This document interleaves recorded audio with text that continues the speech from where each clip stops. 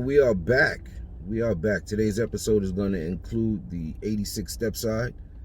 Going to assess the damage on it. I just towed it and dropped it off. Really didn't take a good look at it. And I'm probably going to look at the RV conversion, the shuttle bus conversion, and get that ready, because Amzol's telling me that the Endless Summer Cruise is back on. And if that's the case, I'm going to need that the RV conversion to stay in that for the couple of days that the car show is going to take place. So stay tuned.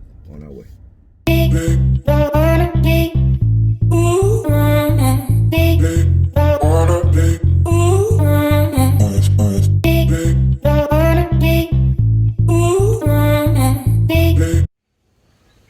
All right, finally made it. Area 51, unidentified flying Mopars. And we're going to be working on this 2 step size, like I said. And if I get a chance, I'm going to try to do something to the RV conversion shuttle bus.